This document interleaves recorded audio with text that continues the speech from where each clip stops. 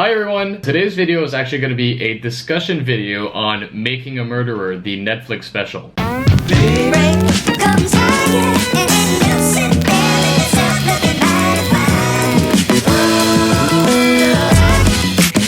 For those of you that have not have seen it yet, Making a Murderer is a Netflix documentary that everybody should watch. And it talks about Stephen Avery, who is a man from Manitowoc County in Wisconsin. So Stephen Avery was wrongfully convicted of a rape of Penny Bernstein in 1985, and he was locked up for 18 years. So he was released in 2003, and then 2 years later, 2005, he was accused again for a rape and this time also a murder of Teresa Halbach, in which he's still serving time, as well as Brendan Dassey, his nephew. Obviously, as a disclaimer, this video is going to be full of spoilers. So if you haven't seen it yet, then stop watching this video. And we'll see you back in 10 hours. We are not experts, but we have done some additional research since the documentary has come out, as late as today being Saturday, February 6th, with some news that came out yesterday. I feel like the documentary left us with, asking more questions. There's a lot of stuff, a lot of loose ends that, we want to, try to put together. Yeah. While Ashley was gone in Thailand for a training camp, I watched the whole documentary on my own, and then when she came back, I made her sit down and watch it, at first as a tactic to keep her awake while getting used to the time zone change. Which worked pretty well. Yeah. I was hooked after the first episode. So we're going to start off with our initial thoughts of the documentary as a whole, and then we could talk about the case a little bit after that. What I thought is that the two women that made the documentary had great footage, whether it was in the courtroom or some interviews with the families that were done, not only in the present but in the past. The research I took and the time it must have taken to go through all that footage was really, really well done. Also, the newscasts during those times, being able to track those down as well. It was pretty evident that, this family isn't very wealthy, and from the beginning they're already at a disadvantage. They can't afford the best lawyers. Well, they can't afford lawyers at all, really. When it comes to Brendan Dassey's sake, he's just given court-appointed lawyers throughout his entire case. I think what was very, very impactful to me anyway was how the American justice system works. It clearly gives a disadvantage to people that are not educated. Brendan and Stephen Avery both had very low IQs. Yeah, they had IQs under 70, I believe. The two lawyers for Stephen Avery's 2005 case, Dean Strang and Jerry Buting, they were fantastic. They really found some stuff that I thought was the most concrete of the evidences that were presented during the trial. If we ever get into any sort of legal trouble, then I think that we're gonna try to look for them. Yeah. I think that the producers tried to make it look as if Avery was completely innocent, even though there's a lot of evidence that's obviously not shown in the documentary, because or else it'd be, super, super long. So I find that Mike Halbach and Teresa's ex-boyfriend probably had more to do than what was led to believe, specifically with finding Halbach's car on Avery's lot. Yeah, especially with the fact that it just so happens that the woman that found the car had a camera that was given to her by the two gentlemen. And she was the only one out of their search party of 50 people who had a camera. Who was given a camera, yeah. Yeah. I think what may have happened is that Mike Halbach and the boyfriend or the ex-boyfriend actually went at the Avery auto salvage yard and probably found the car themselves, and what they did is that they called the Manitowoc County. That leads to the phone call that we hear in court, the one made by Sergeant Colburn, the one where he is giving the license plate for the missing person, and then at the end of the phone call he mentioned the 99 RAV4 at the end of the phone call, and that he couldn't explain why he would be doing so. It just shows that maybe he was actually on the yard when he made the phone call, to the contrary of what he was saying in court. Something that wasn't really speculated, but something that I believe is that maybe the jury got bought a little bit, especially with the new juror coming in after that juror was excused after the first day of deliberations. I mean, when we saw the clip of Dean Strang at the Avery household, and he says that 7 of the 11 jurors thought that he was innocent. That's a lot of people to have been swayed into then thinking that Avery was guilty. I also think that any evidence found by the Manitowoc County should have been thrown out, because they weren't supposed to be on the site. they're the ones that found everything. The key, the bullet. None of them were on the first search effort either. Specifically the key, because, you know, if it was Teresa Halbach's key, then it would have had her DNA on it, and all it had was Avery's, so it kind of made it look like it had been tampered with. On top of the fact that the key was the only one on the key ring, it's just a car key. She didn't have any house keys, she didn't have any office keys. Very, very strange. So it's pretty clear that Avery and Brandon Dassey aren't, you know, mastermind murderers just because of their lack of intelligence.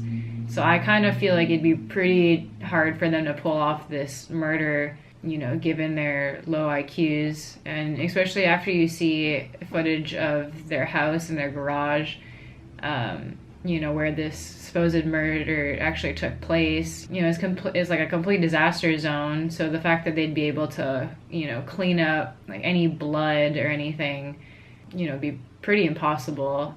There'd be, you know, there'd definitely be something left behind that they missed. Yeah, for sure.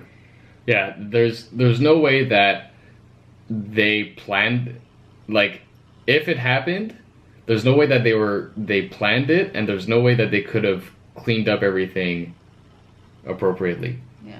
And I say they, but it's really Stephen. If this really was premeditated murder, Stephen Avery would have put that car in the car compactor, right? There's no way that he would not have figured out that that would be the best way to get rid of the car. Instead of just leaving it in his yard and just put a few branches over it. So since the documentary came out, Avery has a new lawyer. Her name is Kathleen Zellner. She's already come up with numerous points that would prove Avery's innocence. So one aspect that was left out of the documentary is that there was sweat found in under the hood of Halbach's car, and they said that it was Avery's sweat. And the prosecution said that the sweat that was found under the hood of Halbach's car was Avery's.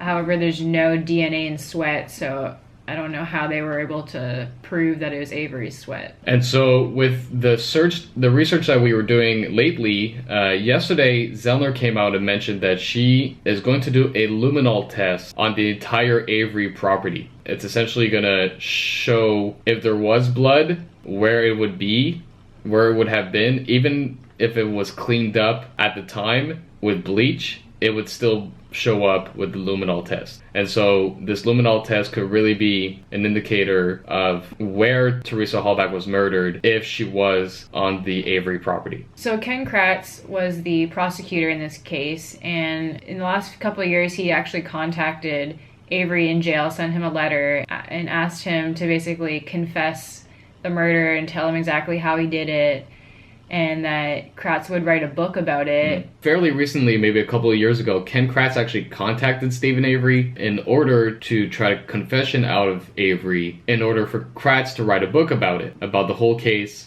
saying that he, out of everyone involved, probably knows the case as much as Avery, or more than Avery. And obviously this is sort of this is a little bit of a Weasley move by Ken Kratz, trying to get compensation or get more popular out of the whole scenario. I think the quote was, all these big time murderers have come out and they've told their story, and that he should as well. So final thoughts. Well, I think that we could both agree that, you know, we're obviously unsure of whether Avery was involved or not.